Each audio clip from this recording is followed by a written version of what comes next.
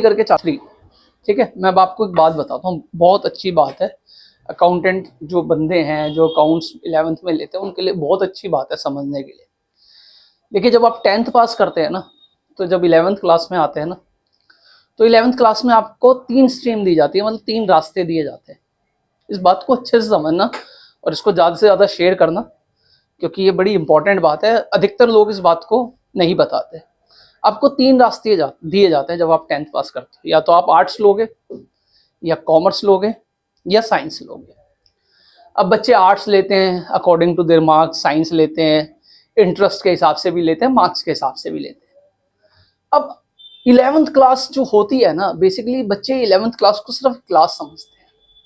11th class class नहीं है। Basically वो जो आप आगे आने वाले टाइम में जिस चीज में कैरियर बनाओगे, जिस फील्ड में कैरियर बनाओगे, उसका वो बेस है। अगर आप ये देखोगे कि किसी मकान की नींव कमजोर होती है तो मकान भी जल्दी गिर जाता है, इसका मतलब वो मजबूत नहीं है। 11th क्लास बेस है। मतलब अगर आपने कॉमर्स ली है, आपने अगर आर्ट्स ली है, और अगर आपने साइंस ली है, अब कॉमर्स लेके कोई इंजीनियर तो नहीं बन जाएगा, ठीक है ना। और किसी ने साइंस ली है तो वो कॉमर्स लाइन में थोड़ी चला जाएगा, प्रोबेबिलिटी मानी जाती है कि वो नहीं जाएगा। तो ये 11th 12th आपके लिए बेस है। आप अपना बेस ही खराब करते रहते हो। क्या करते हो? बेस ही खराब कर देते हो। अगर आपका बेस खराब हुआ ना, तो आप आने वाले टाइम में कैरियर की अपनी सही दिशा को नहीं पकड़ पाओगे। अब देखो, इस चीज को भी समझो। आपने 11th 12th के एग्जाम दिए, आप बर्डन समझो। आप ऐसे समझो कि जो गली में क्रिकेट खेल रहा है वो सीधा आईपीएल या इंडियन क्रिकेट टीम में नहीं खेल सकता। एक प्रोसेस है। आप गली में अच्छा खेलोगे, माँ बाप को लगेगा अच्छा खेल रहा है, एकेडमी भेजेंगे, फिर टूर्नामेंट करोगे, फिर जोनल करोगे, फिर रणजी खेलोगे, फिर आईपीएल जाओगे, फिर इंटरनेशनल मैच में जाओगे। एक प्रोसेस है बेसिकली। अब ऐसे ही आपके साथ है। अगर आपने 11th 12th में अच्छे मार्क्स नहीं आए तो आगे आप पे कौन इन्वेस्टमेंट करेगा? आज की डेट में पेरेंट्स पैसा उसी बच्चे पे लगाएंगे जो पढ़ने में अच्छा होगा, ठीक है ना। नहीं तो पैसे ही नहीं लगाएंगे। अगर आपके 40-50% नंबर आएंगे तो आपके ऊपर पैसे क्यों लगाए? अब प्रोसेस समझो। अब दूसरा देखो, हम 12th के एग्जाम देते थे, फ्री होते थे, 2 महीने बाद रिजल्ट आएगा, देखी जाएगी। आज की डेट में प्रोसेस समझो। 11th 12th के जैसे ही एग्जाम दिया, 12th का जैसे ही एग्जाम दिया, उसके बाद तुरंत बाद सीयूटी देना है। आपका रिजल्ट भी नहीं आएगा, उससे पहले आपके कई सारे एंट्रेंस और सीयूटी का एग्जाम हो जाएगा। मतलब 12th पास करी, मतलब पेपर दिए, और उसके बाद ही तुरंत एग्जाम देना है।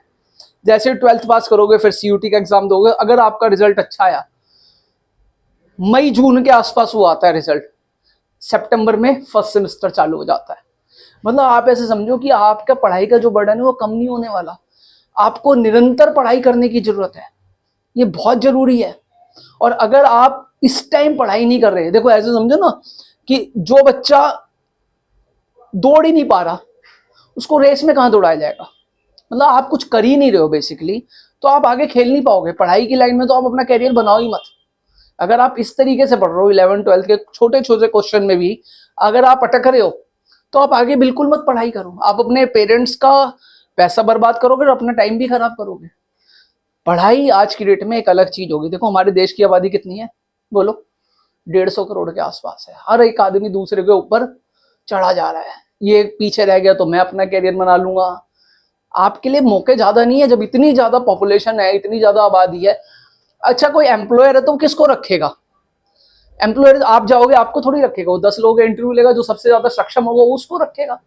तो आप अपने आप को सक्षम बनाओ तो थोड़ा। तो आप ऐसे तो मत करो ना यार। आप 11th 12th पढ़ के जा रहे हो। मैं बार बार ये बात कहता हूँ, मेरे पास कई बच्चे आते हैं जो टैली का कोर्स करते हैं, मैं दूसरी तरफ ले आता हूँ। टैली का कोर्स करते हैं, आते हैं, कहते सर हमारे को जॉब चाहिए। इवन मेरे पास अभी एक टीचर भी आई जो टैली पढ़ा रही थी। वो आई, सर मेरे को आपके यहाँ पे जॉब करनी है। मैंने उससे पहला सवाल पता है क्या पूछा? यही पूछा, परचेज की एंट्री क्या होती है। उसने मुझे जो जवाब दिया ना, वो ऐसे बोला कि टैली खोलना है, F9 दबाना है, ये करना है, वो करना है। मतलब परचेज की एंट्री क्या होती है, वो उसका जवाब नहीं दे पाई। कि सर हम तो सीधा और कंप्यूटर पे ही सिखाते थे। मतलब आप कंप्यूटर पे तो सिखा रहे हो, बेसिकली जब आप टैली, सिर्फ टैली सीख रहे हो, और अगर आपको अकाउंट्स के बारे में नहीं पता, तो you are just like a data entry operator. और आप सारी जिंदगी डाटा एंट्री ऑपरेटर होगे, 10-15 हज़ार 20 हज़ार से ऊपर जा ही नहीं पाओगे। आप अकाउंट्स देखो, टैली एक सॉफ्टवेयर है जो अकाउंट्स पे बेस्ड है।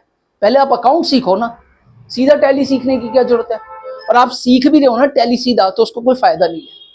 आप बेसिकली जो आपकी 11th-12th है, ये बेस है। जो आगे कॉम्पिटिटिव एग्जाम दोगे, CUT वगैरह दोगे, उसमें क्या आएगा? उसमें क्या आएगा? उसमें यही तो आएगा 11th-12th का। अब आप यहीं पे उसमें गड़बड़ कर रहे हो, 11th-12th नहीं कर रहे, फिर आगे जाके फिर दोबारा इस चीज की कोचिंग लोगे, फिर दोबारा पैसे दोगे, मतलब एक चीज को सीखने के आप 10 बार पैसे दोगे।